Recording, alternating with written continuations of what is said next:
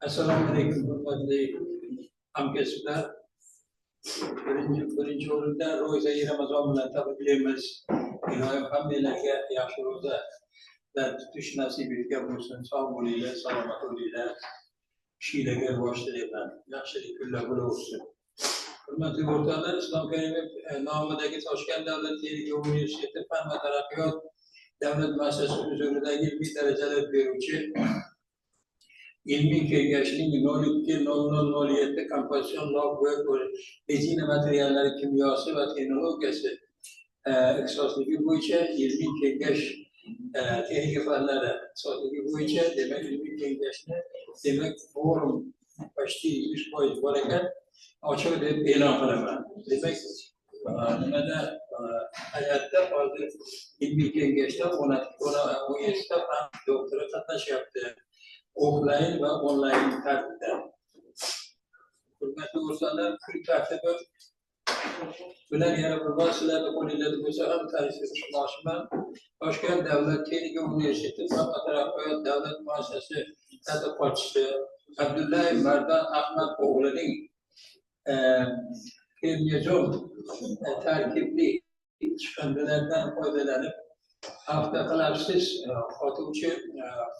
qotuvchi kompozitsion issiq saqlovchi materiallarni tarkibini va texnologiyasi ishlab chiqarish mavzusidagi 020007 kompozitsion lok bo'yoq va rezina materiallari kimyosi va texnologiyasi ixtisosligidan texnika fanlari bo'yicha falsafa doktor ilmiy darajasini olish uchun tayyorlangan dissertatsiya ishining himoyasidir. İş bajarilgan tashkilot demak Islom Karimov nomidagi Toshkent davlat texnika universiteti huzuridagi fan va taraqqiyot davlat muassasasidir. Ilmiy rahbar Tolipov Ne'matulla Hamidovich mana o'zlari qatnashyaptilar. Sovet a'zolari, texnika fanlari doktori, professor, rasmiy opponentlar To'lagan va Vasila Sunnatullayevlar, texnika fanlari doktori qatnashyaptilar. Katbiy xodim Usmonov Hikmatilla Lutfullayevich, texnika fanlari doktor, professor qatnashyaptilar. Zoomdan qatnashyapti. Komissiya bor ekan bularda. Yetakchi tashkilot Toshkent kimyo texnologiya institutidir. Xullas kun tartibi bo'yicha qanday fikrlaringlarni tasdiqlasiz deganda ko'tarib demak ovoz beringlar. Rahmat. Qarshilar, betaraflar yo'q. Demak 100% tasdiqlandi. Endi hozir ko'rilayotgan masala bo'yicha tadqiqotchining shaxsiy varaqasidagi materiallar bilan tanishtirish uchun so'z ilmiy kotibimizga beramiz. Marhamat. Assalomu alaykum, hurmatli ilmiy kengash a'zolari. Ruxsat bersangiz, tadqiqotchi Abdullayev Mardan Ahmad o'g'li tarjimonxonni qilib eshitasan. Abdullayev Mardan Ahmad o'g'li 1996 yil 4-dekabrda sizlarga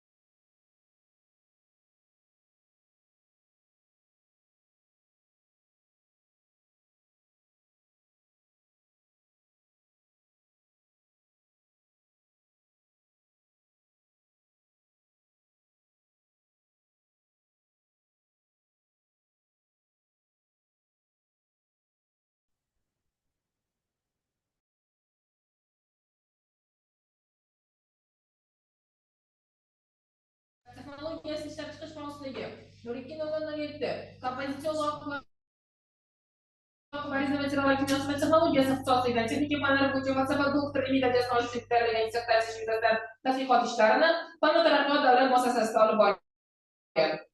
Dissertatsiya mavzusi bo'yicha jami 23 ta ilmiy chop etilgan bo'lib, O'zbekiston Respublikasi Oliy attestatsiya komissiyasining doktorlik dissertatsiyalarining asosiy ilmiy natijalari chop etishga tavsiya etilgan ilmiy nashrlarda 5 ilmiy maqola, ulardan 4 ta respublika va bitta xorijiy jurnallarda nashr etilgan.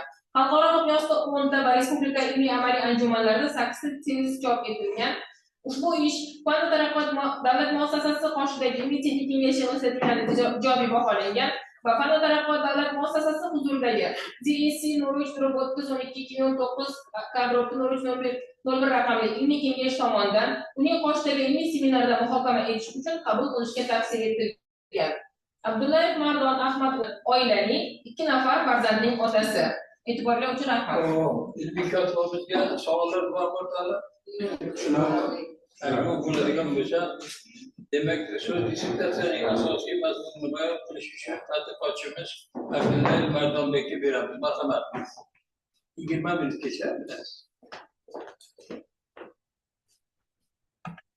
Assalomu alaykum, hurmatli rais, hurmatli kengash a'zolari, ustozlar. Olimlar so'z berganingiz uchun rahmat. Tadqiqot mavzusiga kirimizdan tarkibiy chiqimdan foydalanib, avtoklass, qo'rquvchan, kompozitsion issiqlik saqlovchi material tarkibi va texnologiyasini ishlab chiqish. Ilmiy rahbar Talif texnik fanlar doktori, professor Talif Himmatilla Hamidovich. Hozirgi vaqtda O'zbekistonda qurilish industriyasi jadal rivojlanmoqda. Bu esa turli xil kompozitsion qurilish materiallar, jumladan kompozitsion materiallar asosida issiqlik o'tkazuvchanligi past bo'lgan yengil mahsulotlardan qurilish sanoatida foydalanish oshib bormoqda. Bugungi kunda qurilish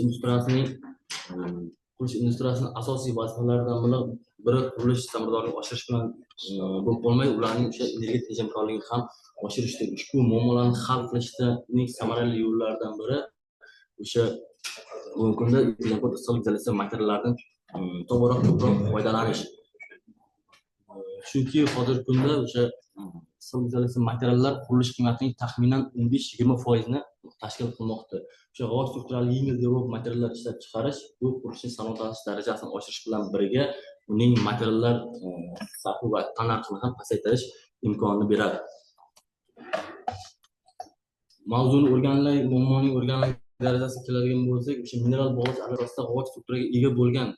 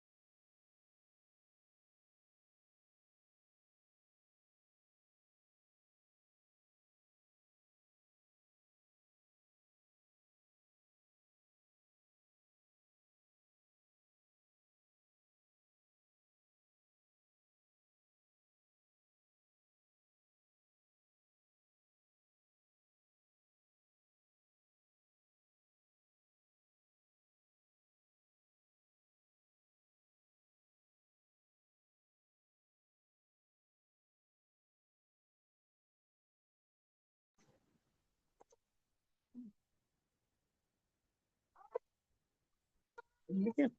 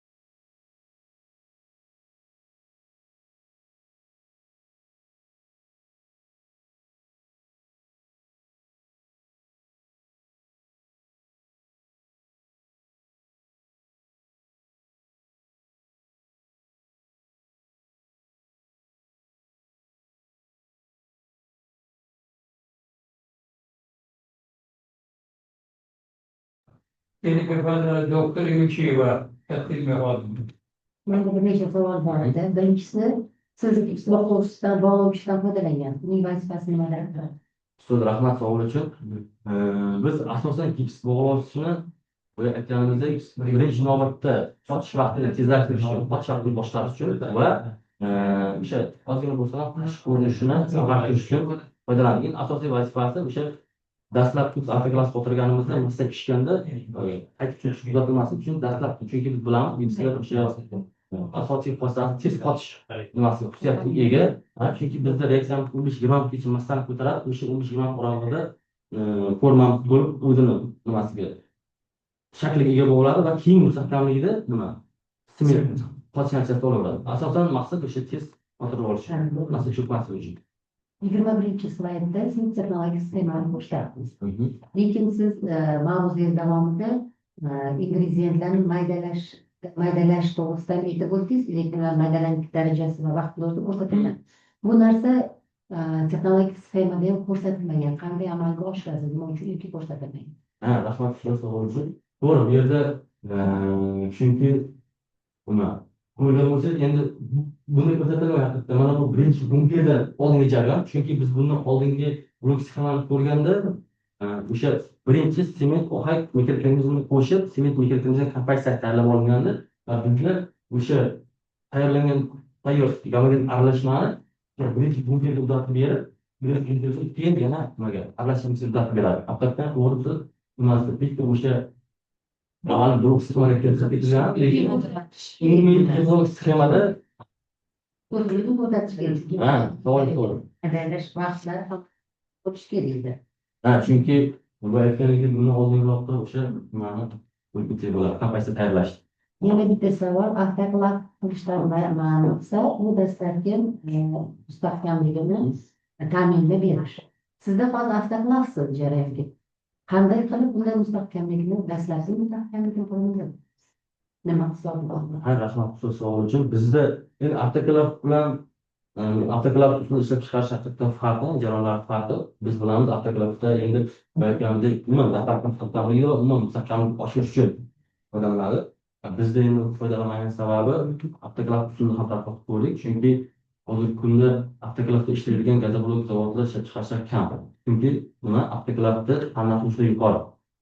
Texnologiyasi o'zi ham yuqori, lekin o'sha bizda masalan materialimizda avtoklav mustahkamlikka erishish va aytganimizdek nima mikroorganizm bilan nimani gips hisobiga, ya'ni mikroorganizm gips hisobiga mustahkamlik oshadi, dastlabki mustahkamlik oshadi, qolgani o'sha nima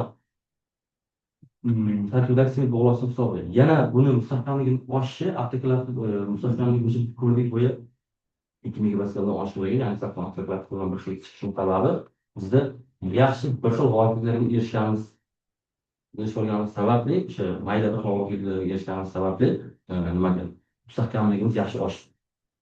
O'sha bir tekis g'oliblikka qanday erishdingiz?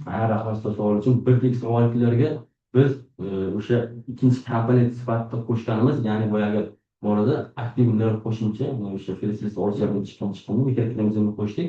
Uni zarrachalari maydaligi hisobiga, juda maydaligi hisobiga o'sha bo'sh qolgan g'oyatlarni to'ldirish va asosan katta g'oyatlarni hosil qilmaslik. Chunki biz endi har xil tatbiq olib bordik, chunki har qilganimizda ishlab chiqarganimiz laboratoriya sharoitida har xil bloklar oldik.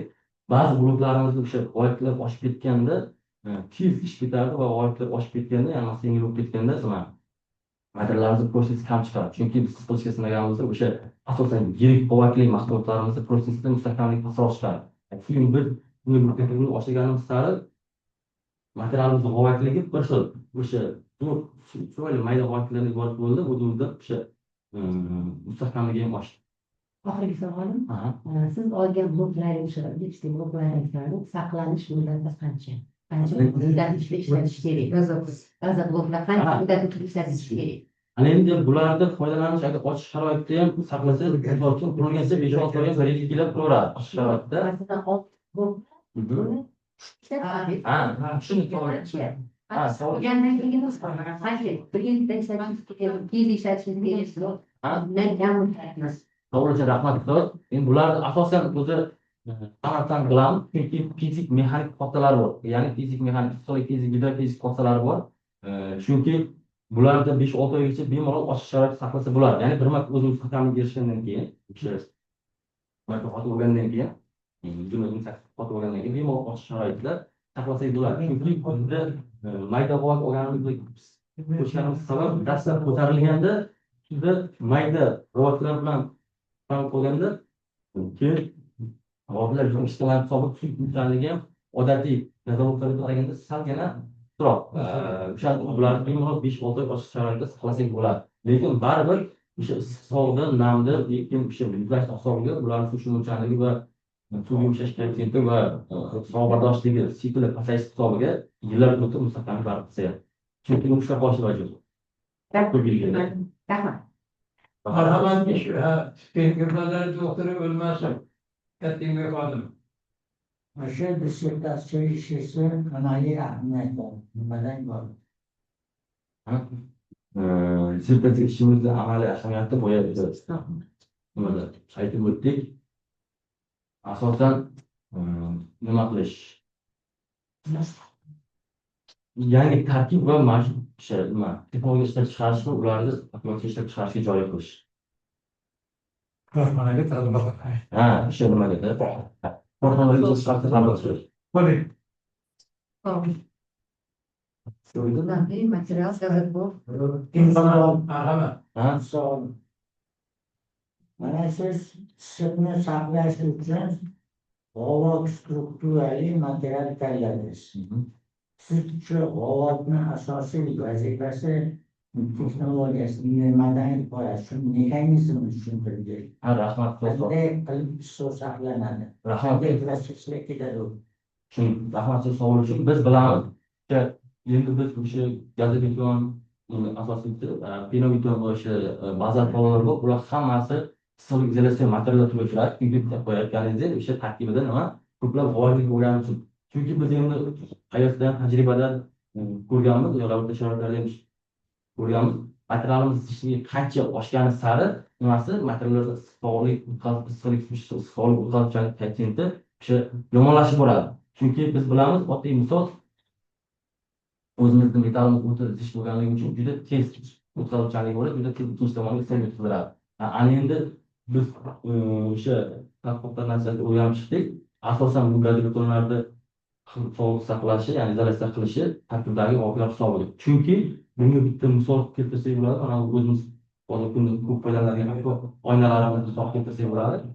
Bu gazoblashlar ishlashi xuddi shu bilan deyarli bir xil. Chunki orasidagi o'sha bo'shliqlarga tashqari o'tib keladi issiq havo yoki tovush turib qolib, ikkinchi tomonga o'tadi, juda kam o'tadi. O'sha asosan o'sha tarkibidagi g'oyalar hisobiga.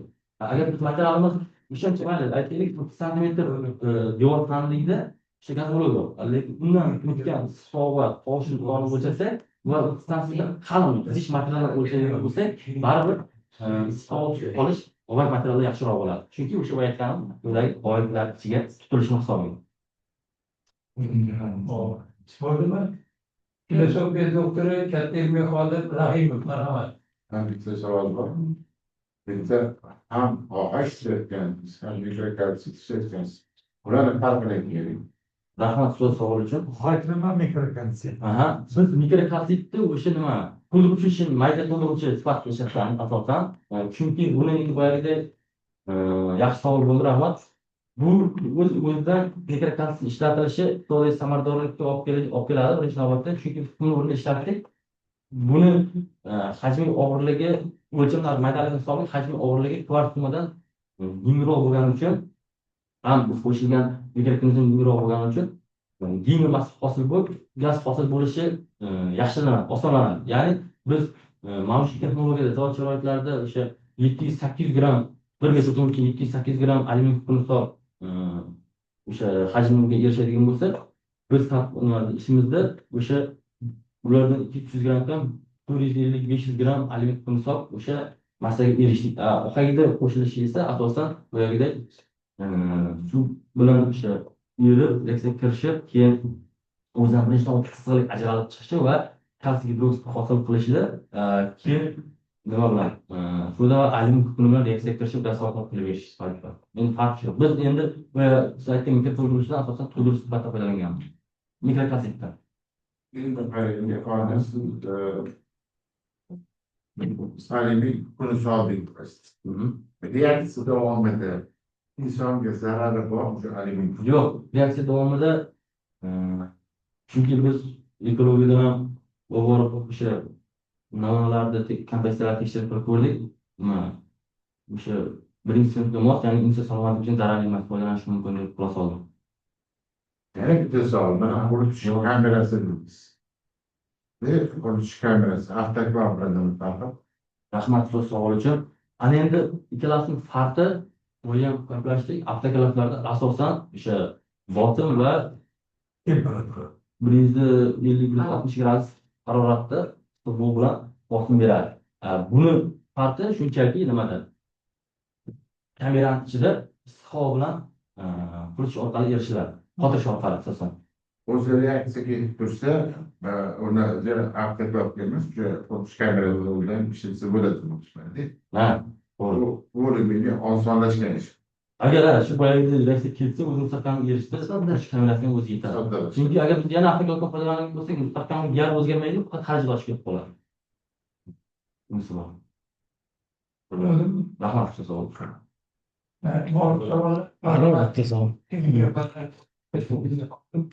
Rahmat domla. Mana issiqlik izolyatsiyalovchi material oldik deyapsiz. Bu faqat o'sha g'ovakni hisobigami yoki tarkibdagi qaysidir komponent ham rol o'ynaydimi? Issiqlik izolyatsiyalashda. Rahmat siz savol uchun. Endi asosan bu o'sha tarkibidagi o'sha bir xil joylashgan mayda obyektlar hisobiga, lekin baribir o'sha yengil dispers to'ldiruvchi bo'lgani uchun qisman baribir o'sha mikroorganizmlar nima sog'lig'ida himoya qiladi, sog'lig'idan himoya qiladi baribir. Chunki baribir materialda uning ichida ham joylashuviga qarab materialda o'sha umuman zichligi, lekin ichidagi materiallar xomashyolarni sisiga qarab baribir qisman farq qiladi. Lekin asosan baribir tarkiblari o'sha nimaga bog'langan uchun. Keyin bu ichida qanaqadir shaklda bo'shliqlar bormi? Qolipini ko'rmadik-da. Yoki to'lami ichi? To'la. Ha, buni qoldirma. Blokni ichi. Ha, nima? Ana rahmat siz savol uchun. Mana shunday Smaylish ko'rsat, oldingiz ko'rsat. Qismida bor edi. Oldingisi. Yana. Yo, ichki strukturasi. mana shunday bo'sh bo'ladi. Chiroy tursa. Botkin nimani ham bor edi, buni to'g'ri taglaring bo'sh bo'ladi. Yo, mana shlaka blokni ichida shakl nimalar bo'ladi? Bundan so'raydi. Bu o'sha boyagi laboratoriya sharoitida o'sha To'g'ri burchakli. mo'yamizda qolib bo'ladi, bir burchak o'ch. Mo'yamizda qolib bo'ladi, o'sha qolib ichiga ya'ni balandligi o'sha 30 santimetrlik yoki 30 santimetrlik nima bo'lsa,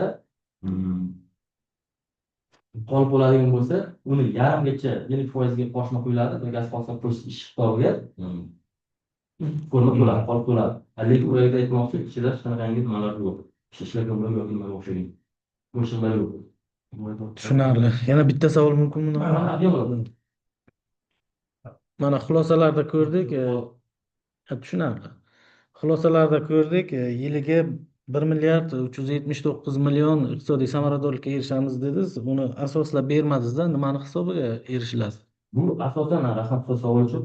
Bu asosan bizda bir yilda 1000 kub bo'lim ishlab chiqarishda nima raschot hisobi chiqqanmiz. Buni erishilishi birinchi navbatda o'sha tarkibidagi sement bir nechta nimalar faktorlar omillar bor. Chunki birinchi navbatda o'sha sementni hisob qilish, o'sha 2,5% 10% gacha sementni hisob qilish. Chunki qo'shimcha mikroorganizmlarni tanlash sementdan ancha nimaroq arzon. Bu birinchi o'rin. Endi biz o'sha mikroorganizm bilan mikrokalsiy yengil to'ldiruvchilar qo'shib massani yengillashtirdik. Ya'ni o'sha qo'shmamizni yengillashtirgan hisobiga bu aytganimizdek mavjud texnologiyada o'sha 7-8 gramm 1 metr kub uchun alyumin kukuni ketadigan bo'lsa, bizda 500 gramm tushadi. Chunki o'zimiz bilan gaz ortiq qilish agar massa og'ir bo'lsa, ko'proq gaz kerak bo'ladi. Masalan, ko'tarish uchun. Bizga ko'proq alyumin kukuni qo'shishimiz kerak. Massamiz yengil bo'lganda biz o'sha kamroq aliment tuxumini ajratib chiqqan gaz hisobiga masalani ko'tarishga erishdik. Chunki 1 metr kubdan o'sha 200 grammdan aliment tuxumini ozod bo'lganda bu hozirgi kunda 140-150 ming o'sha 1 kilo aliment tuxumi nimasini tanlab chiqarilgan. Biz avtoklav hisobiga yaxshi iqtisodiy samaradorlikka erishdik.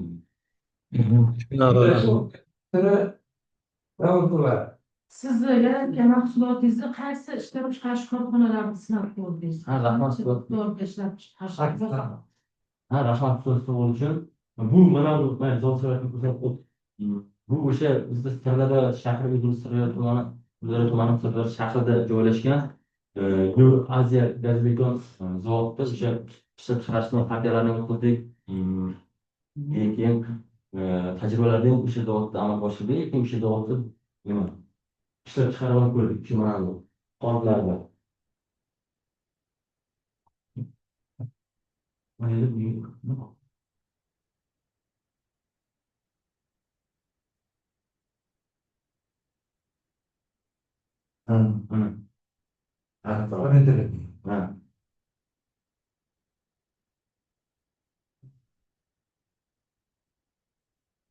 Xullas shu mana shu Sirdaryodagi yer gazbeton zavodida ishlab chiqarib ko'rdik.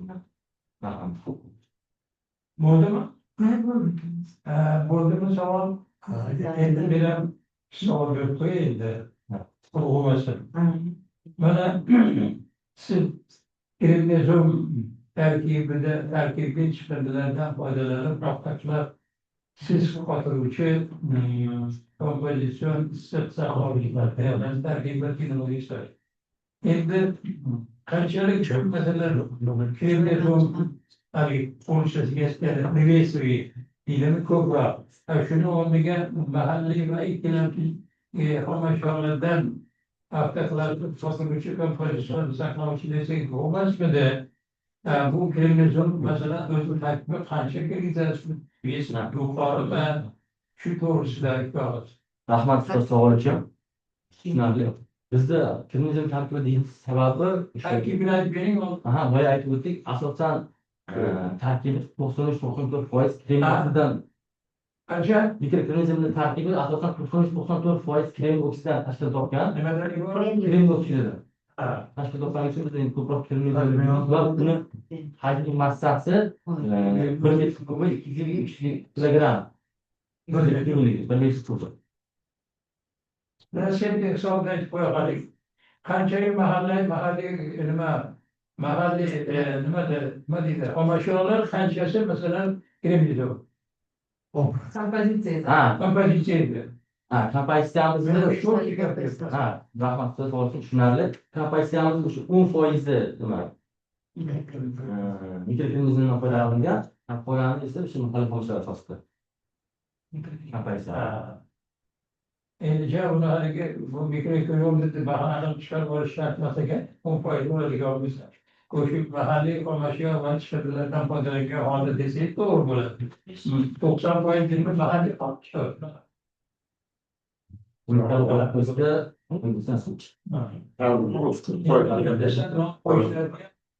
Hali kremnezom bu seyirli bo'laverar ekan degan gap bo'lishi kerak emas. Bu odamlar shag'irlatda bu arziydimi kremnezomni o'zini yozishga arzimaydimi? Shu narsalarga ahamiyat berish kerak bo'ladi. Endi traditsion savol. Ilmiy yangiligini chiroyli qilib kichkina qilib bering. Ilmiy ishimizda yangiligi asosan biz ilmiy ishimizda yangilikni o'sha birinchi navbatda sement mikrokremnezom asosida kompozitsiya yaratdik va keyin mikroto'ldiruvchi mikrokalsit bilan o'sha marmarni qo'shib nima issiq izolyatsiya jazba uchun sarf yaratdik. Bu oddiy gap emas. Ama bunu yangiligini fotoğraf şöyle açıyorlar falan. Bu meclis. Kevin bu ama profesör burada. Adamlar da kevin. Adamlar bana formula geldi bir yangiligini. Bilmezsin. O kurmatik odalar yeni savunlar bu mesele oturayım.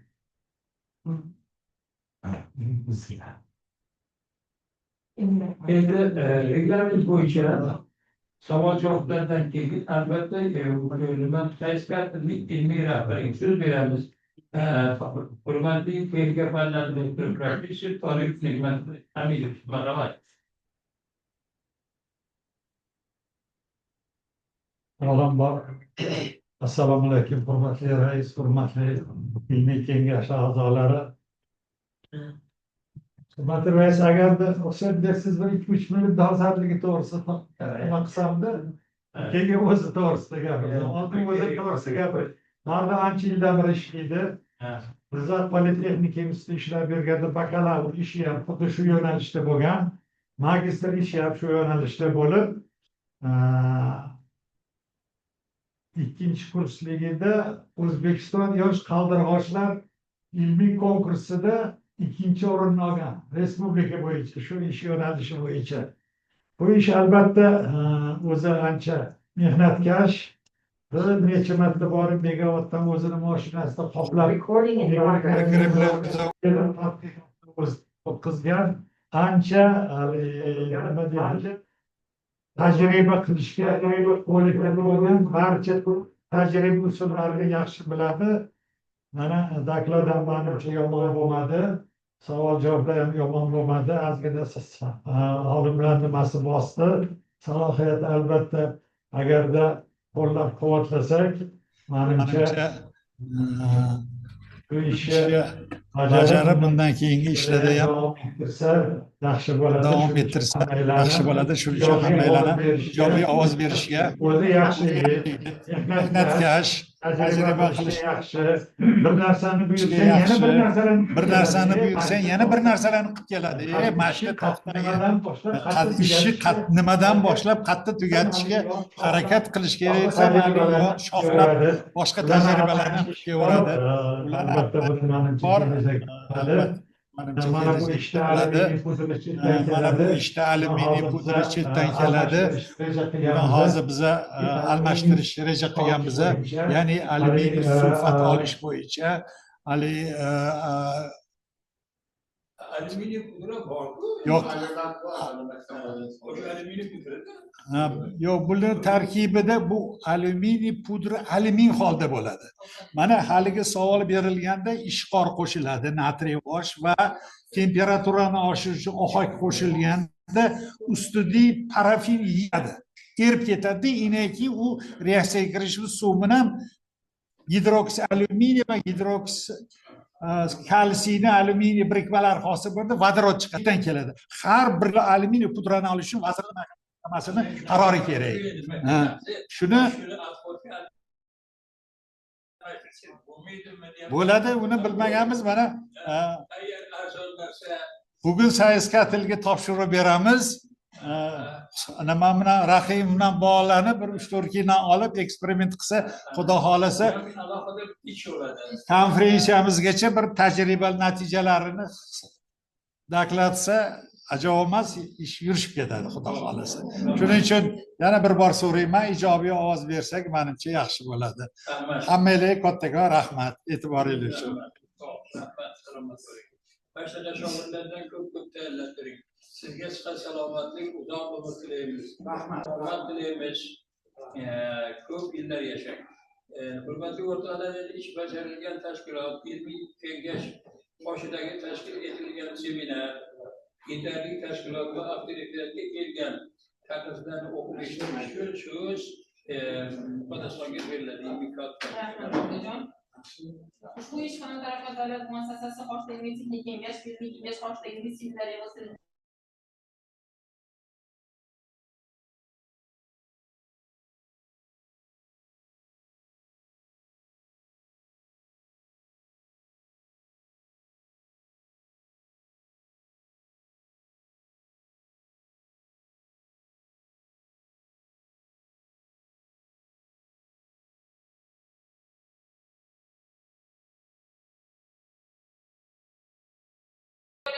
Komissiyasi talablarga amalga hisobga olgan holda Islom Karimov nomli Toshkent davlat texnika universiteti fan taraqqiyot davlat muassasasi ushbu rayli daraja beruvchi DST 03 32/12/2009 kadrida 001 raqamli ilmiy kengash tomonidan ilmiy seminarda muhokama etish uchun qabul qilishga tavsiya etildi. Islom Karimov nomidagi Toshkent davlat texnika universiteti fan va taraqqiyot davlat muassasasida huzuridagi ilmiy darajaga beruvchi CSC 012/2009 kadrida 001 raqamli ilmiy kengash qoshida ilmiy seminar yig'ilishining 18-sonli bayonnomasi qaror qiladi.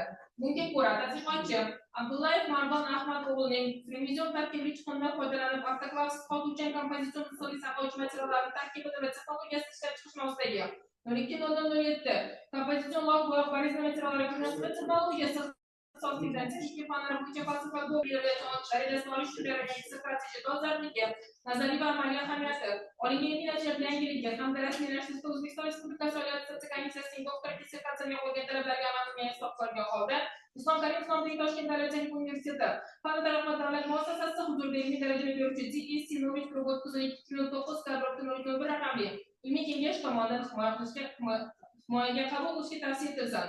Rasmiy abonentlar sifatida texnika fanlari doktori katta ilmiy xodim Kuylagani vazifasi sun'atini hamda texnika fanlari doktori professor Usmonov Hikmatilla Lutfullayevich yetakchi tashkilot sifatida Toshkent kimyo texnologiya instituti tavsiya etildi. Islom Karimov nomidagi Toshkent davlat texnika universiteti qoshidagi fan va taraqqiyot davlat muassasasida mustaqil izlanuvchi Abdullayev Mardon Ahmad o'g'li revizion tarkibiy chiqindidan foydalanib avtoklassiz qoluvchan kompozitsion saqlovchi materiallarni tarkibini va texnologiyasini ishlab chiqish mavzusiga 02/007 kompozitsion log va parizma materiallar kimyosi va texnologiyasi ixtisosligidan texnika fanlari bo'yicha falsafa doktori ilmiy darajasini olish uchun tayyorlagan dissertatsiya ishiga yetakchi tashkilotning taqrizi. Ushbu taqrizda dissertatsiya mavzusining dolzarbligi va zarurati, tadqiqot natijalarining ilmiy va amaliy ahamiyati, tadqiqotning ilmiy yangiligi, tadqiqot natijalarining amaliy natijalari, ishonchliligi, tadqiqot natijalarining joriy qilinishi hamda natijalarning e'lon qilinganligi batafsil yoritilgan hamda ish yuzasidan quyidagi kamchiliklar keltirilgan. Birinchisi, dissertatsiyaning adabiyotlar sharhida respublikamizda ishlab chiqiladigan g'ovak struktural materiallar to'g'risida ma'lumotlar kengroq yoritilmagan. Ikkinchisi, dissertatsiyada g'ovak struktural issiq saqlovchi materiallardan orasida superplastifikatordan foydalangan. Nima uchun superplastifikatordan foydalanganda suvga bo'lgan talabning kamayishi batafsil yoritilmagan. Uchinchisi, sement mikrokremjon kompozitsion bog'lovchi asosida ishlab chiqilgan gazobloklarining mustahkamligi hozirda mavjud bo'lgan gazobloklaridan qanday farq qilishi solishtirib berilganda maqsadga muvofiq bo'lar edi. To'rtinchisi, dissertatsiyada avtoklavsiz qotuvchi va issiq saqlovchi materiallarni olish bo'yicha tadqiqot ishlari olib borilgan. Avtoklavsiz issiq saqlovchi materiallar issiq saqlovchi materiallarni olish imkoniyati bo'lsa, nima uchun mavzuga avtoklavsiz degan so'z qo'shilgan? Shu so'zni qo'shish shartmi yoki boshqa jarayonlar mavjudligi uchun qo'shilganmi? Beshinchisi, dissertant tomonidan avtoklavsiz qotuvchi gazobloklar orasida dissertant nima maqsadda qurilish gipsidan foydalanganligi dissertatda aniq ochib berilmagan.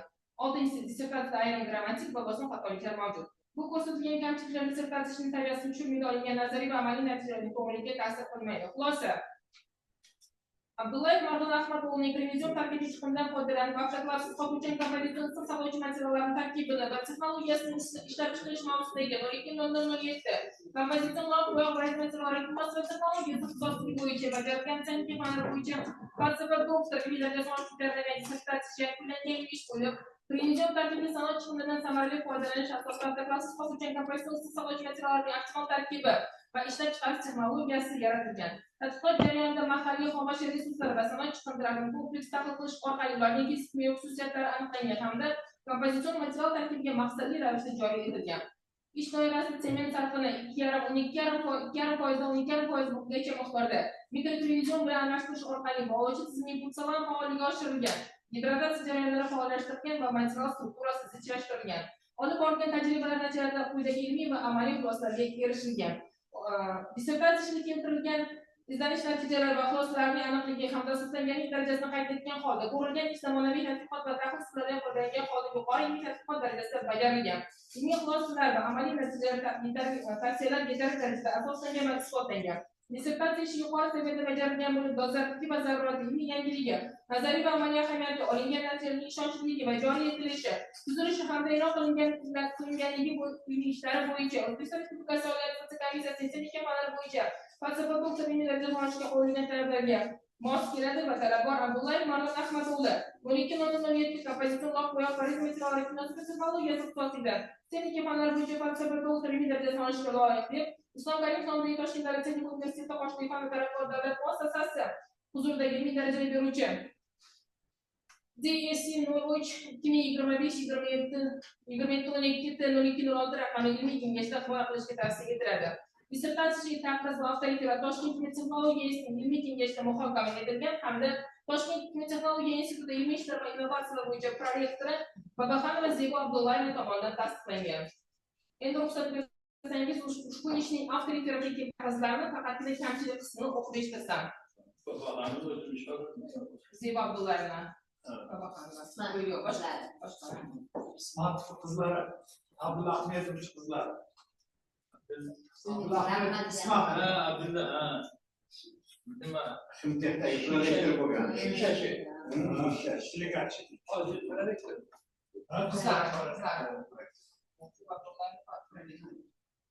Ushbu ishning avtoritativga tashqaridan 6 ta qiz kelgan, shulardan ikkitasi chetdan.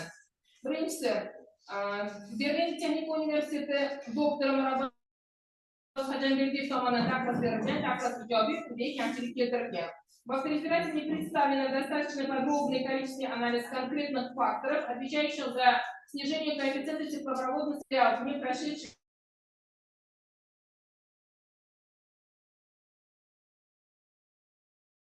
обоснование. Заведующий научно-исследовательский отзыв, заведующий научно-исследовательской лабораторией силикатной строительной материальной экологии на Южно-Казахстанском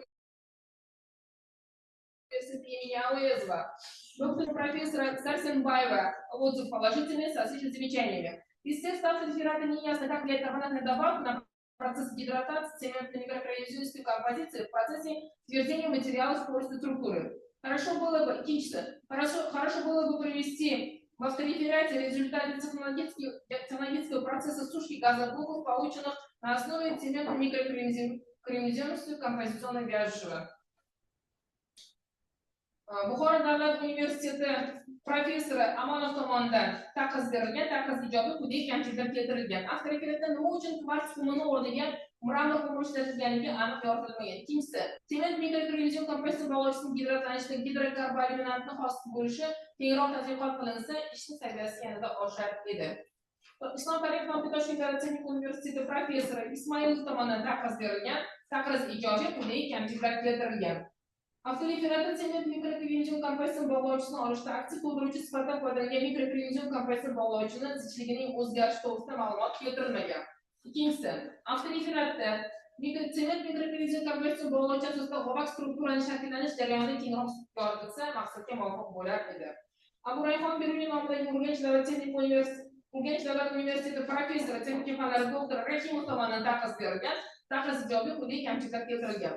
Avtoreferatta nima uchun aynan kvarts qumini o'rniga mramor qumi ishlatilganligi batafsil yoritilmagan.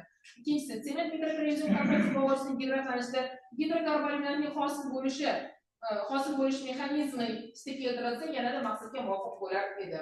Jizzax politexnika instituti qurilish materiallari va konstruksiyalari kafedrasi professori, texnika fanlari doktori Sabirov tomonidan taqdim berilgan taqdim ijobiy quyidagi kamchiliklar keltirilgan. Sement mikrokorrozion kompressor bog'lovchini suvda bo'lgan talabini kamaytirish uchun nega aynan poliplast SP1 superplastikasidan foydalanganligi avtoreferatda aniq ko'rsatilmagan. Ikkinchisi, avtoreferatda ishlab chiqilgan tarkib asosida g'obak strukturaga ega bo'lgan gaz zavodlar tayyorlash jarayoni kengroq yoritilmagan. E'tiborga uchun rahmat.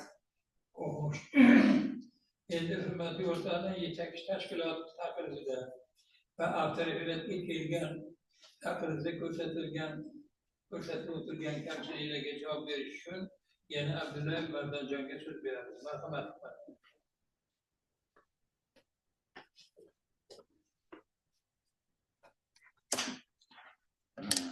So'z berganingiz uchun rahmat.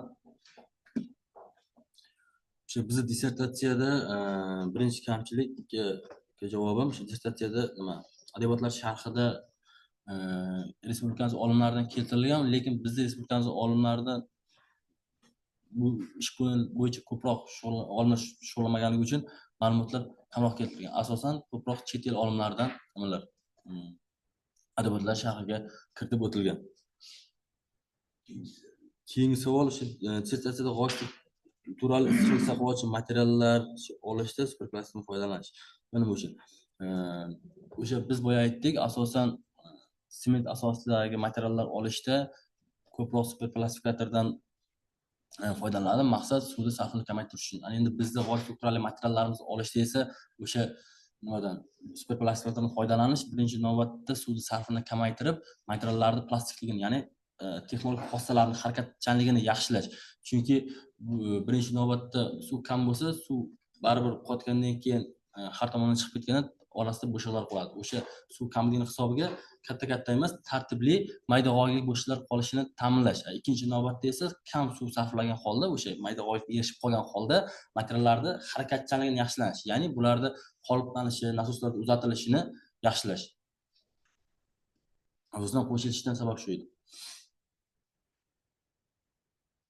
Keyingisi sement kompozitsion bog'lashchi asos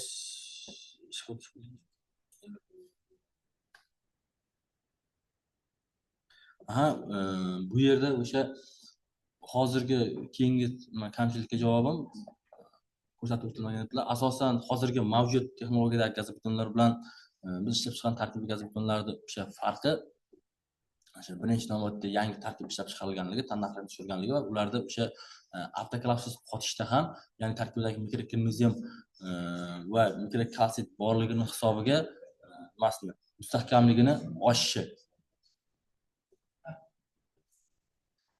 Keyingi kamchilik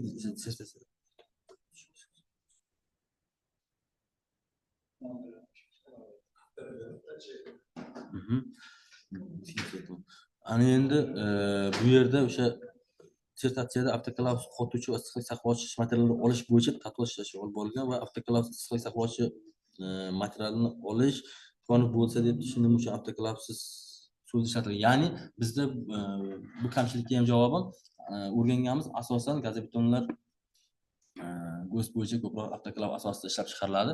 O'shaning uchun bizda avtoklavdan voz kechganligimiz uchun ham va avtoklavsiz farqi bo'lishi uchun ham biz mavzuga avtoklavsiz usulda ishlatish deb avtoklavsiz qotuvchan deb nima qildik, nomladik. Keyingi o'sha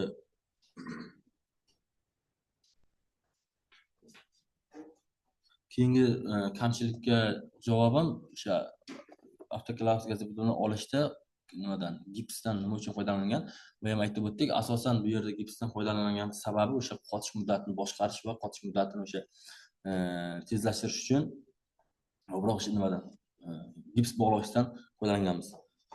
Keyingi kamchilikka roziman.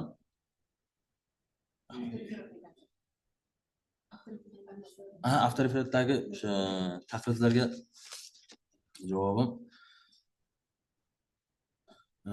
birinchisi va aytib o'tdilar nimada tafrizlarda avtoreferatdagi kamchiliklar birinchi o'sha asosan mikrokromizemning qo'shilishi yoki kvars tuxumini marmar nimaga kvars tuxumini mikrokalsitga almashtirish haqida to'liq ma'lumotlar keltirilmagan debdilar avtoreferatda. Chunki avtoreferatimizda nimasi hajmi cheklanganligi sababli biz ko'proq ma'lumot hajmi ortib ketishi sababli ko'proq ma'lumot kirita olmadik. Boya aytib o'tganimizdek asosan o'sha to'ldiruvchini hisob qilish va nima mahalliy chiqindilardan ko'proq foydalanish uchun biz o'sha sement bir qismini mikrokromizemga va marmar nimasini kvars tuxumini mikrokalsitga va o'sha nimaga marmar tuxumiga almashtirdik. Keyingi hududlar bo'yicha yozib olganmiz. Yozib oldim, ayol qolib ketgan. Yozib oldim, yonida ketmas.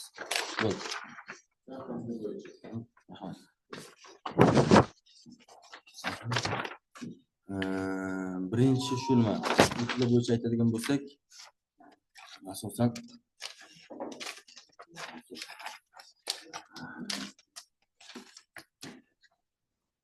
bitta kamchiliklari karbonatli o'sha qo'shimcha qo'shsa sementni mikrokromizem bog'lovchisining qotishiga o'sha qanday ta'sir ko'rsatadi? Biz bilamiz o'sha javobim asosan sement tarkibidagi 3 kalsiyli alyuminat bilan birikib o'sha karboalyuminat, ya'ni o'sha nima tarkibidagi aytdik mikrokalsit tarkibi kalsiy oksid dedik. O'sha 3 kalsiy alyuminat bilan kalsiy karbonat birikib o'sha karboalyuminat sement matrisasini hosil qiladi, karboalyuminat hosil qiladi.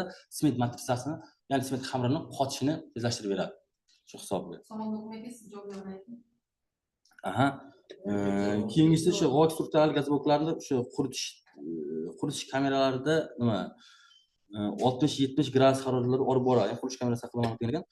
Bizda o'sha gazotlarni qotirishimiz, quritishimiz o'sha qurilish kameralarida 60-70 gradusda o'sha 5-6 soat davomida olib boriladi.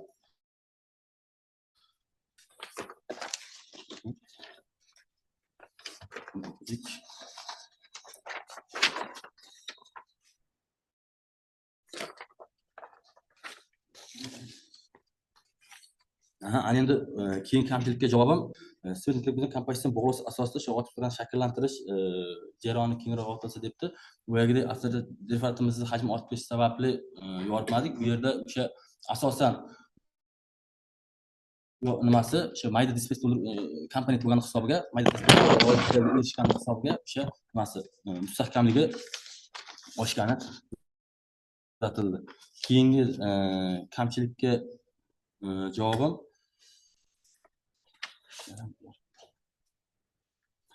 sement mikroorganizm kompozitsion bog'lashda suvga bo'lgan talabni kamaytirish uchun superplastifikatordan foydalanadi.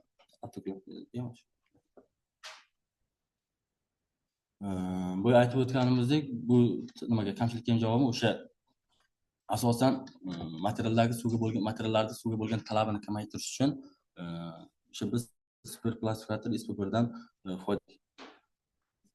Qolgan kamchiliklarga roziman. Chunki kamchiliklar rozi.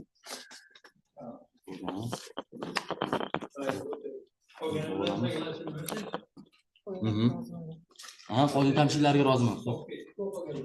Qolgan kamchiliklarga roziman hammasiga. Ko'rib chiqdik.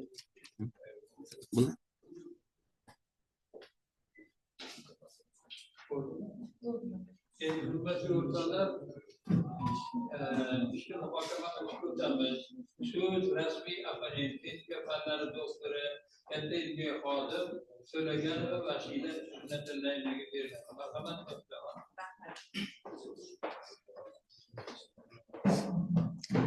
Assalomu alaykum, hurmatli rais. Assalomu alaykum, hurmatli kengash raisi va a'zolar, ustozlar. Avvalambor sizlarni kirib kelayotgan shu ro'za ayyomi bilan tabriklayman. Hammanglarni o'zingizlarga, oilangizlarga tinchlik, xotirjamlik, sog'lik, salomat tilayman. Endi tadqiqotchi Abdullayev Mardon Ahmad o'g'lini dissertatsiya ishiga taqrizini ruxsat bersangiz o'qib bersam. Tadqiqotchi Abdullayev Mardon Ahmad o'g'lining kromozom tarkibli chiqindidan foydalanib, avtoklavsiz qotuvchan kompozitsion issiq saqlovchi materiallarning tarkibi va texnologik ishlab chiqish mavzusidagi 020007 kompozitsion lakboyoq va rezina materiallari kimyosi va texnologiyasi ixtisosligidan texnika fanlari bo'yicha falsafa doktor ilmiy darajasini olish uchun tayyorlagan dissertatsiya ishiga rasmiy opponentning taqrizi. Dissertatsiya mavzusining dolzarbligi. Bugungi kunda dunyoda qurilish industriyasining asosiy vazifalaridan biri mayda dispersli sanoat chiqindilaridan foydalangan holda yuqori samarali kompozitsion qurilish materiallarini yaratish orqali qurilish sanoatini samaradorligini oshirish muhim ahamiyatga bo'lmoqda.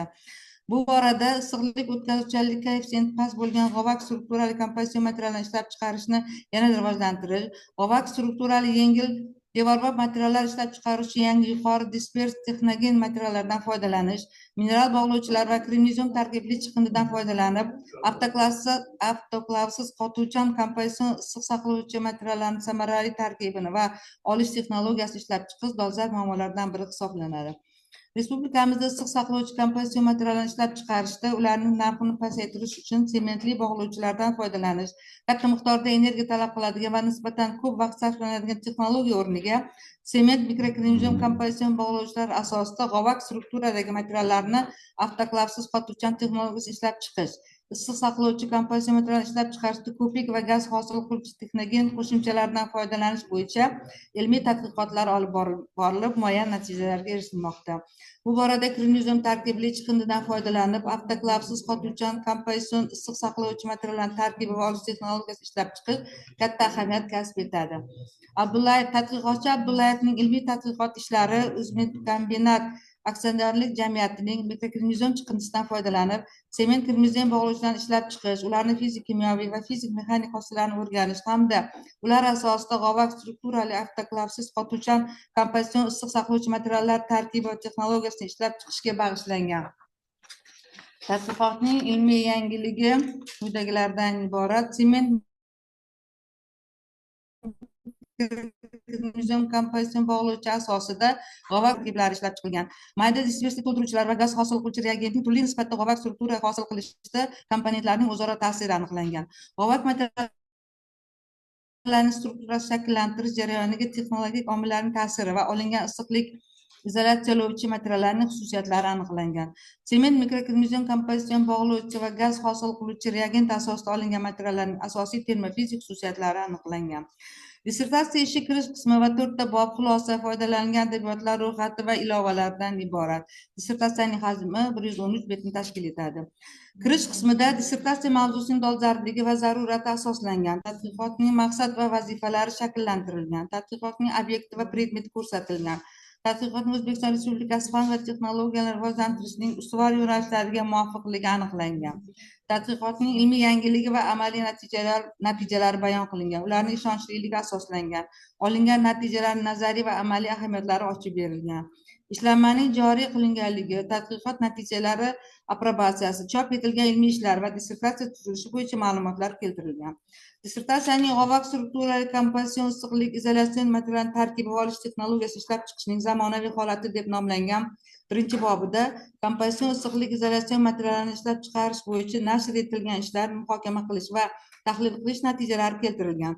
Gaz hosil qiluvchi reagent ishtirokida kompozitsion gidravlik bog'lovchi va yuqori dispersli magnesium tarkibli chiqindidan foydalanish usullari ko'rib chiqilgan. Dissertatsiyaning xomashyo materiallarning tavsifi, tadqiqot usullari va ishda qo'llaniladigan asboblar deb nomlangan ikkinchi bobida tadqiqot obyektlarini tanlash va kompozitsion bog'lovchi material tarkibini ishlab chiqishda O'zmedkombinat aksionerlik jamiyatining ferrosilisiy olish jarayonida hosil bo'ladigan chiqindi mikroorganizmdan mikroto'ldiruvchi sifatida foydalangan holda kompozitsion issiqlik izolyatsion material tarkibini yaratish bo'yicha eksperimental tadqiqotlar o'tkazish usullari taqdim etilgan. Devarbov kompozitsion issiqlik izolyatsiya materiallarini olish va ularni fizik, mexanik, texnofizik xossalarini aniqlash metodikasi hamda tarkibini ishlab chiqishda mahalliy xomashyo materiallarni qo'llash imkoniyatlarini asoslab, shuningdek tajriba sinov tadqiqotlarini o'tkazish usullari keltirilgan. Dissertatsiyaning sement mikroorganizmli tarkibni olish usulini ishlab chiqish va g'ovak strukturali issiqlik izolyatsiyalovchi kompozitsion materiallarni yarashni tadqiq qilish deb nomlangan 3-bobida O'zmedkombinat aksionerlik jamiyatining mikroorganizm chiqindisidan foydalanib, sement mikroorganizm kompozitsion bog'lovchilar ishlab chiqish natijalari keltirilgan. Hajmi og'irligi yengil bo'lgan issiq saqlovchi materiallar olish uchun mikroorganizm asosida sement mikroorganizm kompozitsion bog'lovchining optimal tarkibi ishlab chiqilgan. Tadqiqot natijalariga ko'ra, sement mikroorganizm kompozitsion bog'lovchining tarkibida mikroorganizm miqdorining ortishi sement mikroorganizm kompozitsion bog'lovchisining suvga bo'lgan talabini 25 dan 38% gacha oshishi aniqlangan. Kalsiy va natriy gidroksidlarining alyuminiy kukuni bilan reaksiyaga kirishi sababli vodorod gazi ajralib chiqishi, sement mikroorganizm kompozitsion bog'lovchining suvli qorishmasida g'ovak struktura hosil bo'lish mexanizmi aniqlangan. G'ovak strukturali yengil issiq saqlovchi materiallar olishda sement mikroorganizm kompozitsion bog'lovchi tarkibidagi sementning bir qismini yuqori dispersli karbonat tarkibli to'ldiruvchi bilan almashtirish yo'li bilan sement mikroorganizm kompozitsion bog'lovchining mustahkamligini ortishi aniqlangan. O'tkazilgan fizik-kimyoviy tadqiqotlar asosida sement mikroorganizm tarkibida karbonat tarkibli mikroto'ldiruvchidan foydalanish natijasida o'rtacha zichligi 400 dan 600 kg/m3gacha bo'lgan g'ovak strukturaga ega bo'lgan mustahkamligi 2,8 megapaskalgacha bo'lgan materiallarni ishlab chiqarib ta'minlash va bu g'ovak strukturali materiallarning zichligi bo'yicha B1,5 va B3,5 sinfiga mos kelishi aniqlangan. Gazobeton aralashmani tayyorlash jarayonida aralashma tarkibidagi gips va natriy gidroksid o'zaro ta'sirlanib qisman natriy sulfat hosil qiladi. Natriy sulfat sementning gidratatsiyasini va qotish jarayonini tezlatuvchi hisoblanadi. Bunda sement mikroorganizm kompozitsion bog'lovchining gidratatsiyalanish jarayoni 1,1 dan 1,4 marta tezlashadi va bu gazobeton mustahkamligini oshirishga yordam berishi aniqlangan. Dissertatsiyaning g'ovak suzilishiga ega issiqlik izolyatsion kompozitsion materiallar ishlab chiqarish uchun sement mikroorganizm tarkibini olishning amaliy va iqtisodiy jihatlari deb nomlangan 4-bobida sement mikroorganizm kompozitsion bog'lovchi asosida gazobloklarni ishlab chiqarishning texnologik sxemasini ishlab chiqish va iqtisodiy samaradorlikni hisoblash natijalari keltirilgan. O'tkazilgan tadqiqotlar natijasida avtoklavsiz gazobloklarini ishlab chiqarishning texnologik sxemasi ishlab chiqilgan.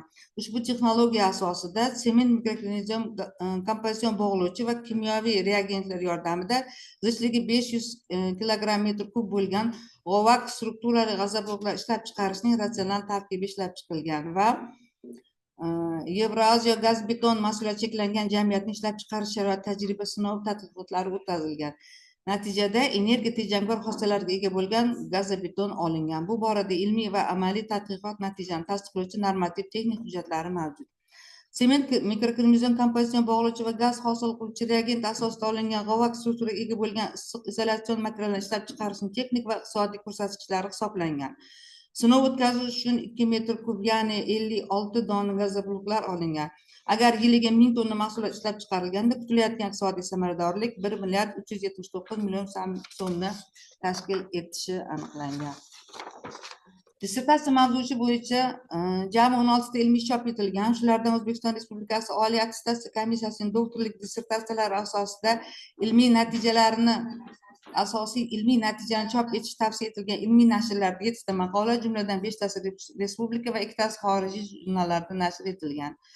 Ko'rib chiqilayotgan dissertatsiya ishi bo'yicha ba'zi kamchilik va takliflarni ko'rsatish mumkin. Birinchisi, dissertatsiya ishida sement mikroorganizm kompozitsion bog'lovchining tarkibida mikroorganizmning ortishi kompozitsion bog'lovchi qotish jarayoni tezlashishiga qanday faktorlar ta'sir etishi to'liq ochib berilsa maqsadga muvofiq bo'lardi. Ikkinchisi, mayda dispersli karbonatli to'ldiruvchi asosida olingan sement mikroorganizm kompozitsion bog'lovchi asosida g'ovak strukturali gazoblok olishda gaz hosil qiluvchi kimyoviy reagentni kamayishi sabab ishda to'liq yoritilmagan.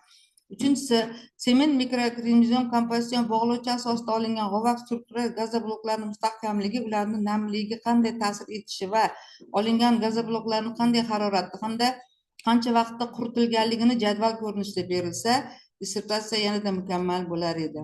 To'rtinchisi, dissertatsiya matnida ayrim stilistik va grammatik xatolar mavjud. Ushbu ko'rsatilgan kamchiliklar dissertatsiya ishining mazmun mohiyatiga salbiy ta'sir ko'rsatmaydi. Ishning ilmiy saviyasini va olingan natijalar ahamiyatini pasaytirmaydi. Xulosa, tadqiqotchi Abdullayev Mardon Ahmad o'g'lining kromozom tarkibli chiqindidan foydalanib, avtoklavsiz qotuvchan kompozitsion issiq saqlovchi materiallar tarkibi va texnologiyasini ishlab chiqish mavzusidagi dissertatsiya ishida keltirilgan ma'lumotlar avtoreferatda o'z aksini topgan. Ilmiy ish O'zbekiston Respublikasi Oliy attestatsiya komissiyasining doktorlik dissertatsiyalari uchun qo'yilgan talablarga to'liq javob beradi va yakunlangan ilmiy tadqiqot ishi bo'lib, bajarilgan ilmiy tadqiqot ishining dolzarbligi, ilmiy yangiligi, amaliy ahamiyati, chop etilgan ilmiy maqolalari, ilmiy ishning hajmi va olingan natijalarga ko'ra 02/0007 kompozitsion lakbo'yoq va rezina materiallari kimyosi va texnologiyasi ixtisosligi mos keladi va Abdullayev Mardon Ahmad o'g'li texnika fanlari bo'yicha falsafa doktor ilmiy darajasini olishga loyiq deb hisoblayman. E'tiboringiz uchun rahmat. Rahmat. Endi Vasilaxon juda yaxshi o'rganibsiz. Sizga ming rahmat. Sog' bo'ling, salomat bo'ling. Shunaqa yaxshi dissertatsiyalarni analiz qilib, yoshlarga yordam bering. Rahmat. Endi hozir so'z yana bu nimaga Arzonbekka beramiz. Hozirgi demak so'ragan va Vasilaxon ko'rsatgan kamchiliklarga javob berish uchun. Avvalambor ustoz vaqt ajratib ko'rib chiqqaningiz uchun rahmat. Kamchiliklarga tez to'xtalib o'taman. Birinchi kamchilikka javobim asosan o'sha bizning mikroorganizmni qo'shilishning sababi birinchi navbatda aytib o'tdik. Boyagiday eng birinchisi o'sha mayda struktura hosil qilishi va mayda qalin devorlar borligini hisobiga mustahkamlikni oshiradi va undan keyin o'sha silikat natriy shishasimon faza hosil qiladi. Bu shishasimon fazalar birinchi navbatda mustahkamlikdir va keyin suv shumuvchanlikni ham kamaytirib beradi. Ikkinchi kamchilikka javobim o'sha nimasini alyumin kukunisi o'sha massani o'sha yengillash hisobiga, alyumin kukunini kamaytirish texnologiyasi deb massani yengillashning hisobiga asosan bizda o'sha nima mikrokalsiy bilan mikroorganizm qo'shilib massani yengillashning hisobiga alyumin kukunni nimasi kukun miqdori kamaytiriladi. Uchinchi kamchilikka javobim ularning namligi, mustahkamligi o'sha salbiy, ya'ni ularning namligi oshgan sari baribir o'sha suvda yumshash koeffitsiyenti hisobiga nimalar mustahkamligi ozgina bo'lsa ham pasayadi. Keyingi nimasi quritish sharoitlari bo'yicha aytdik, 60-70 gradusda quritish kameralari quritiladi, lekin ularda o'sha qancha quritish issiqlik texnik hisoblarini keyingi ishlarda ko'rib chiqaman. 4-kamchilikka roziman. Rahmat siz.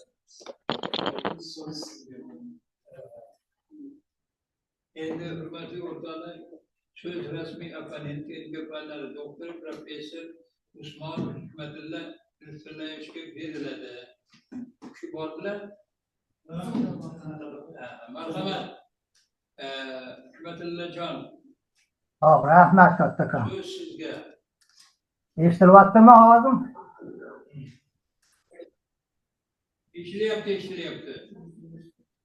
Eshitilayotgan bo'lsa davom etamiz. Assalomu alaykum, hurmatli kengash a'zolari, hurmatli rais va mehmonlar. Islom Karimov nomidagi Toshkent davlat texnika universiteti fan va taraqqiyot davlat mustaqil muassasasining mustaqil tadqiqotchisi Abdullayev Mardon Ahmadovlining kromozom tarkibli chiqindidan foydalanib, avtoklassiz qotuvchi kompozitsion issiqlik saqlovchi materiallarni tarkibini va texnologiyasini ishlab chiqish mavzusidagi 020007 kompozitsion lak-bo'yoq va resina materiallari kimyosi texnologiyasi texnika fanlari ixtisosligida bo'yicha falsafa doktori PhD ilmiy darajasini olish uchun tayyorlangan dissertatsiya ishiga rasmiy opponent taqrizdir. Tanlangan mavzuning dolzarbligi hech qanday savol tug'ilmaydi, chunki bugungi kunda qurilish industriyasi juda jadal rivojlanmoqda. Bu esa turli kompozitsion qurilish materiallari, jumladan issiqlik o'tkazuvchanlik koeffitsiyenti past bo'lgan kompozitsion materiallardan foydalanishni keskin oshishini talab qilmoqda. Shu munosabat bilan maydalik darajasi yuqori bo'lgan sanoat chiqindilarini to'ldiruvchi sifatida ishlatish orqali yuqori samarali g'ovak strukturali zichligi past bo'lgan yengil kompozitsion qurilish materiallarini yaratish qurilish sinovlari uchun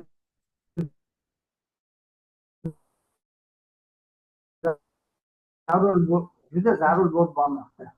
Oxirgi materiallar ishlab chiqarishda texnogen materiallardan foydalanib, kompozitsion bog'lovchilar olish va ular asosida issiqlik o'tkazuvchanlik koeffitsiyenti past bo'lgan g'ovak materiallarni qurilish materiallarida ishlab chiqarish yuqori samaradorlikka ega bo'lmoqda. Bugungi kunda o'rtacha zichligi 400-600 kilogramm metr kub bo'lgan g'ovak strukturali qurilish materiallaridan foydalanib, qurilish bino va inshootlar devorlarining og'irligi va boshqa devorbop materiallarga nisbatan ancha yengil bo'lib, issiqlik o'tkazuvchanlik koeffitsiyenti esa bir necha barobar pastdir. Endi g'ovak strukturali mahsulotlarni ishlab chiqarishda tez qotuvchi kompozitsion bog'lovchilardan foydalanib, ayniqsa avtoklavsiz qotuvchan materiallar ishlab chiqarish orqali ularni sifatini oshirish va narxini pasaytirishga erishildi. Bu juda ham aktual masalani yechilgan deb hisoblasa bo'ladi. Chunki agar bu dissertant o'zlarini olgan ishlarini beton bilan, sement bilan taqqoslabdilar. Agar pishirish bilan taqqoslanganda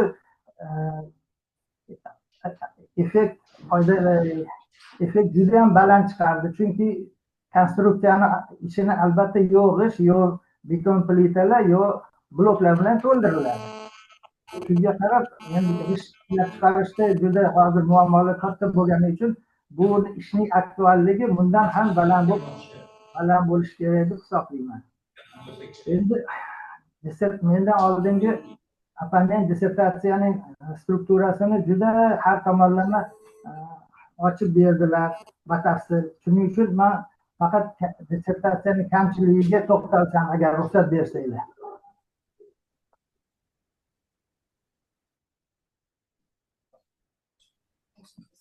Mardon Abdullayevning dissertatsiya ichida yuqorida ta'kidlangan yutuqlar bilan birga quyidagi kamchiliklar mavjud.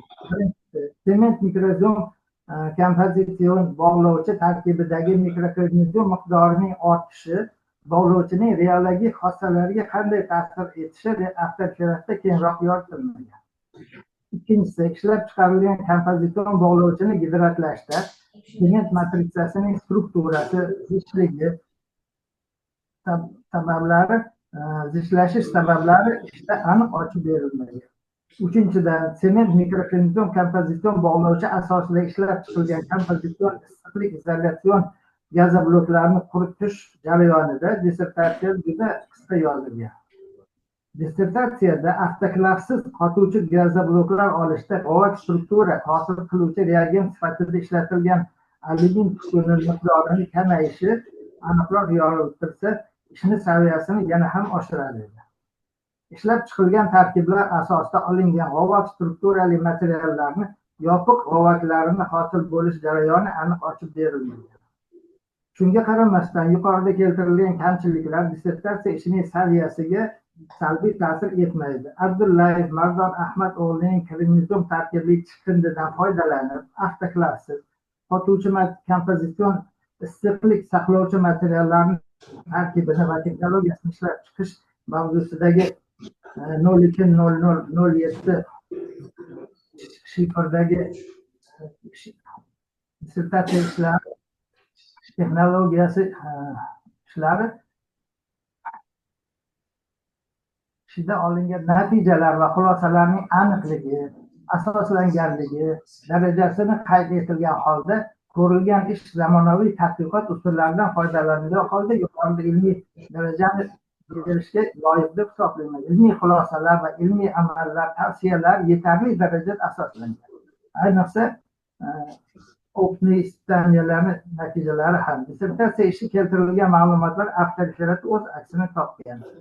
Shunday qilib, dissertatsiya ishi yakunlangan ilmiy ish bo'lib, dolzarbligi, uning ilmiy yangiligi va amaliy ahamiyati chop etilgan ilmiy maqolalari bo'yicha O'zbekiston OACning falsafa doktori dissertatsiyasi ishlariga qo'yilgan talablarga javob beradi. Abdullayev Mardon Ahmad o'g'li texnika fanlari bo'yicha falsafa doktori PhD ilmiy darajasini olishga loyiq deb hisoblayman. Bundan tashqari, dissertatsiya bitta taklif ishi juda go'zal, ajoyib ish, lekin buni yetkazib berishda qo'rqmasdan hayajonlantirilish shakli juda chiroyli keltirib berish mumkin edi. Menimcha ish juda yaxshi. Bundan keyin bu ishni yana davom ettirilsa, menimcha mamlakatimizga juda yaxshi ham ekonomik ham ekologik foyda keltiradi deb hisoblayman. Rahmat e'tiboringiz uchun.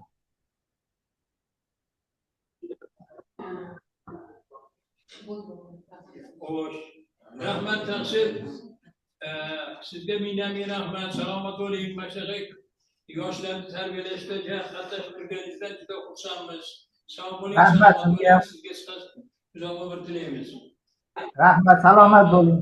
Hurmatli o'rtoqlar, endi hozir mana yana shu. Xo'p, salomat bo'ling. Rahmat. Mardonbekka beramiz. Hozir Usmonov Hikmatulloh butunlay ko'rsatgan kamchiliklarga javob berish uchun. Marhamat. Olamur ustoz, assalomu alaykum. Vaqt ajratib ko'rib chiqqaningiz uchun. Birinchi kamchilikka javobimiz sement mikroklimaton kompozitsion bog'lovchining reologik xoslatlari, ya'ni o'sha qotish davri, harakatchanligi, normal quyuqligi va suv bog'lovchi nisbati, shular o'quvchanliklari GOST o'sha 310.481 asosida o'rganib chiqildi. Ularni o'sha referatda qisqa berilgan, lekin dissertatsiyada batafsil berib ketilgan, batafsil ko'rsatib ketilgan.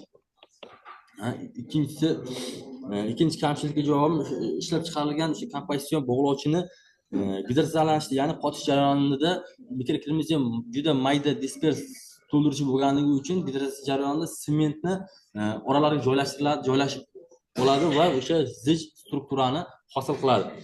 Uchinchi kamchilikka javobim o'sha strukturali materiallarni shu quritish borasida ancha tadqiqotlar olib bordik. Buni endi dissertatsiya hajmi oshib ketganligi uchun hammasidan kiritmadik, chunki buni issiqlik texnik hisoblarini xudo xolasa keyingi ishlarda kiritishga, batafsil yoritishga harakat qilamiz. Keyingi kamchilikka javobim o'sha bog'lovchining xossalariga hisobiga alyumin kukuni kamayishi, ya'ni alyumin kukuni kamayishi boyagiday massasini yengillashtirgan hisobiga alyumin kukuni kamayishi. Keyingi kamchilikka javobim ishlab chiqarilgan shu yopiq g'ovaklar, ya'ni bizda o'sha yopiq g'ovaklarga erishimiz, yopiq g'ovaklarga erishimiz tarkibidagi gips qo'shganlik hisobiga va ular qotish jarayonida dastlab kristallar hosil bo'lib, yopiq g'ovaklar hosil qilgani hisobiga biz o'sha nimada ishlab chiqargan materialimiz asosan o'sha yopiq g'ovaklikka va mustahkamlikka erishdik. Biz rahmat.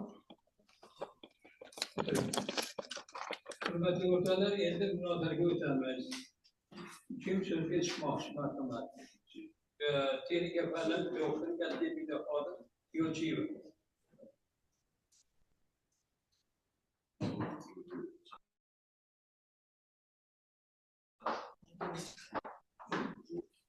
Assalomu alaykum, hurmatli rais, hurmatli kengashimiz a'zolari. Mana hozir bir juda ham bir chiroyli bir mavzuga bag'ishlangan dissertatsiya ishini ko'rib chiqdik. Hozirgi paytda demak qurilish sanoatida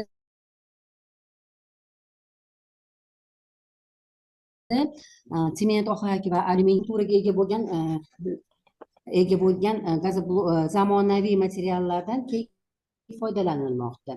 Bularni ijobiy tomonlari shundan iboratki, bular issiqlik izolyatsiyasini ta'minlab beradi. Shu bilan birga ularni og'irligi kam, yengil va geometrik shakllari ham shakllantirilgan bo'ladi. Shu jihatlarni hisobdan katta bir hajmdagi ilmiy ish olib borilgan. Bu ilmiy ish juda ham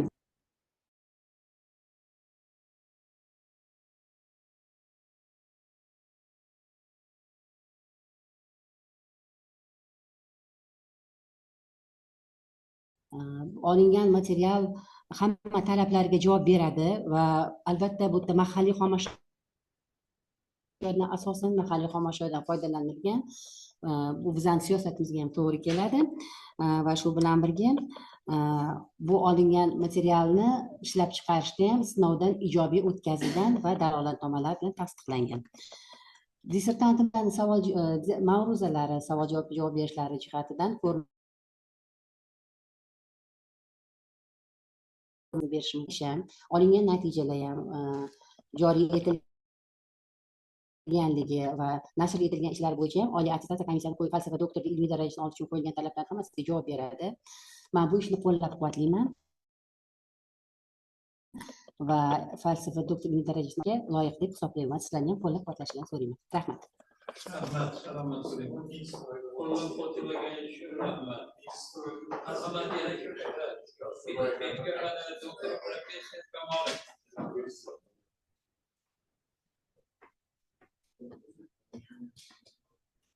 Hurmatli rais, hurmatli ilmiy kengash a'zolari, mana biz sizlar bilan birgalikda hozir juda bir yaxshi mavzuga bag'ishlangan ilmiy tadqiqot ishini ko'rib chiqdik. Mana bu yerda dissertantimiz o'zining bir necha yillar davomida qilgan ilmiy tadqiqot ishini juda bizga bir tushunarli qilib, sodda tilda yaxshi gapirib berdilar. Mana dissertantimizning ma'ruzasidan ko'rinib turibdiki, ma'ruzasidan savol-javoblarda uning oliy ta'lim tizimida ishlayotgani, o'qituvchi bo'lib ishlayotgani, yosh avlodga ta'lim berayotgani va bu yerda o'sha masalan o'zining bilimga, ilmga egaligini ko'rsatdi. Buni shundan qolaversa, mana rasmiy opponentlarimiz bu ilmiy tadqiqot ishi to'g'risida juda bir ijobiy baho berdilar. Hammamiz yaxshi bilamizki, hozir nafaqat bizning respublikamizda, balki O'rta Osiyo respublikalarida ham juda bir jadal sur'atlarda qurilishlar ketayotgan bir paytda mana shu qurilish mahsulotlariga bo'lgan talab kundan-kunga ortib boryapti. Ayniqsa hozirgi paytda yengil konstruksiyali qurilish materialiga bo'lgan talab juda ham bir katta ahamiyatga ega bo'lmoqda. Mana bu yerda hozir dissertantimiz tomonidan tayyorlangan o'sha gazobloklar yengil konstruksiyali qurilish materiallariga kiradigan bo'lib, bu yerda faqatgina biz o'sha masalan qishki mavsumlarda bu issiqlikni saqlaydigan bo'lsa, issiqlik izolyatsiya bo'lsa, buni teskari tomoni ham bu. Yozgi vaqtda o'sha masalan tashqaridan kiradigan issiqligi ham ichkariga kiritmaydi.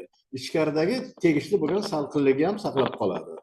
Qolaversa bu yerda ishlatilgan materiallarning asosiy qismi o'zimizning mahalliy xomashyolar asosida tayyorlangan narsa. Bundan kelib chiqadiki, o'sha qurilish materiallar agarda arzonroq bo'ladigan bo'lsa, qurilgan uylar, quriladigan joylar yoki quriladigan barcha binolar tan narxi arzon bo'ladi. Shu sababdan ham mana olib borilgan ilmiy tadqiqot ishi hozirgi paytda zamon talabiga javob beradigan va juda katta ahamiyatga ega bo'lgan ishlardan bittasi. Mana shu hozir to'liq tatbiq etilib, mana shu gazopoklar ishlab chiqarish yo'lga qo'yiladigan bo'lsa, o'sha respublikamiz miqyosida juda ko'plab sifatli uylar qurilishiga sabab bo'ladi deb o'ylayman. Men o'zim qo'llab-quvvatlayman va qolgan ilmiy tadqiqot ishini va qolgan ilmiy kengash a'zolarini ham qo'llab-quvvatlashga chaqiraman. Hammamiz mana ko'rib turibmizki, hozirgi bajarilgan ilmiy tadqiqot ishi respublikamiz oliy attestatsiya komissiyasi talablariga to'liq javob beradi va dissertantimiz ham o'zining bilimi, ilmi borligini bu yerda ko'rsatib berdi. Rahmat.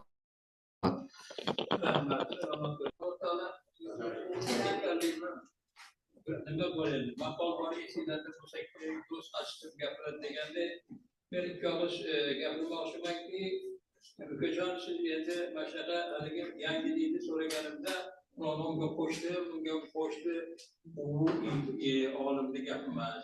Shuning uchun tabiatda daqat qilsangiz, gapirsangiz ilmiy yo'nalishda qilish kerak. Mexanizmlar yo'q. Ularga maktab jorim yozish kerak. To'xtab turing. Bu bir. Ikkinchidan haligi bu nimalarga sizga kelgan taqriz va nima yetakchilar bular hammasini oldindan ko'rib, ularga javoblarni yozib, tayyorlab olishingiz kerak.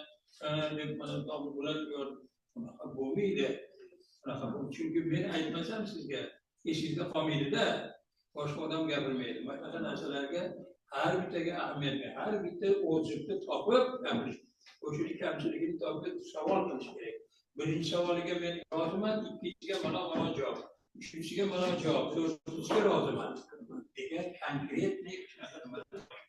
Siz olim bo'lyapsiz, shu bunaqa narsa, detalli narsalarni yaxshi bilsangiz yaxshi bo'ladi. Shuning uchun sizga masalamiz mana shu tomonlarga juda katta ahamiyat bering. Men albatta qo'llab-quvvatlayman, ishlaringizga rivoj tilayman, nima joyga muvaffaqiyat tilayman. Ko'p gapirishyapsizlar, nima kelgusi mana yoshlardan ko'p tayyorlab turinglar. Nima deydi endi, katta problemalarni hal qilyapsizlar. Albatta O'zbekiston uchun juda zarur narsalar. Shuning uchun endi albatta bu ishlarni oxiriga yetkazib, xalq xo'jaligida qo'llanishda juda katta xizmatlar qilish zaruriyati bor. Hurmatli o'rtoqlar, endi hozir endi demak boshqa o'rtoqlar, boshqa chiqadiganlar bo'lmasa, biz endi bu endi nima deydi, yopiq ovoz berish uchun hisob komissiyasini tuzib olishimiz kerak ekan. Yopiq ovoz berish. Shuning uchun endi mana demak bitta yozib berishdi, menga предложение kelibdi. Hisob komissiyadan masalan texnika fanlari doktori professor Nodir So'yjonov, komissiya a'zolari texnika fanlari doktori professor Soliyev, Rustam Hamidovich, texnika fanlari doktori, kimyo katta ilmiy xodim Yo'lchiyeva, Surayoxon Bahramovlar. Agar shu odamlarga rozi bo'lsanglar, qo'l ko'tarib ovoz berib qo'ying. Rahmat. Qarshilar, betaraflar yo'q. Demak 100% demak tasdiqlandi. Hurmatli o'rtoqlar, 5 kundan biz hisob komissiya ishga tushdi.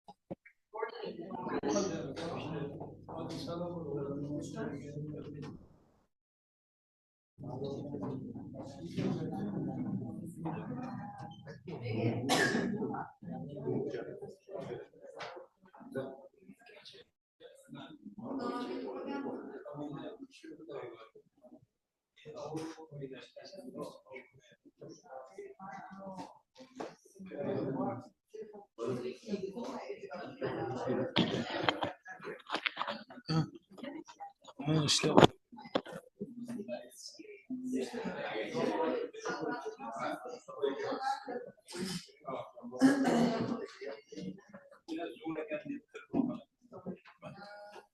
o'yidagi emas, kecha qo'shni olib chiqqan, mayli. Telefon qo'ysa bo'ladi.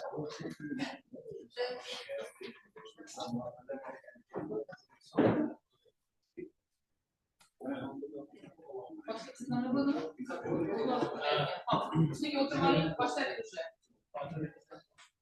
nima bo'ldimi?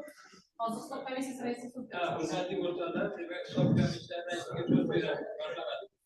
Hurmatli rais, hurmatli ilmiy kengash a'zolari, hisob komissiya majlisining bayonnomasi. Saylangan komissiya tarkibi: texnika fanlar doktori professor Abid, texnika fanlar doktori professor Soliyev va texnika fanlar doktori katta ilmiy xodim Yulchiyeva.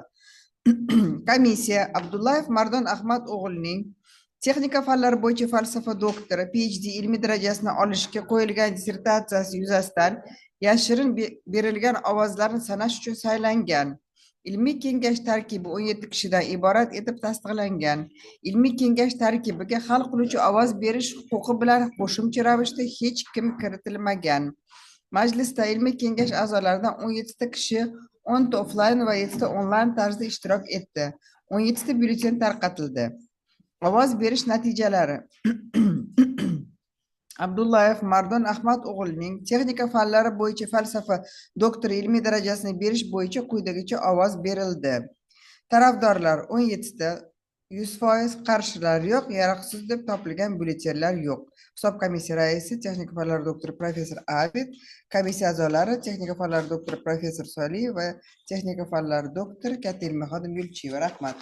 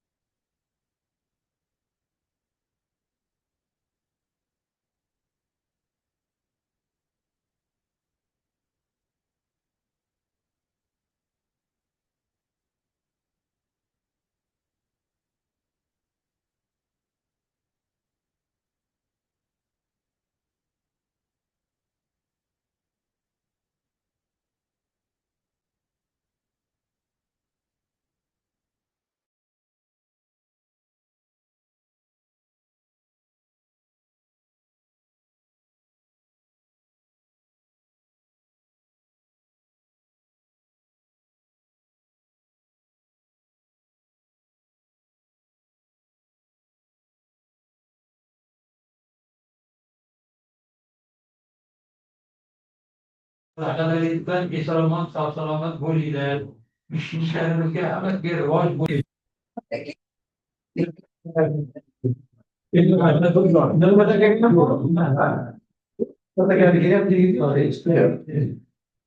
Roberto, que agora estão.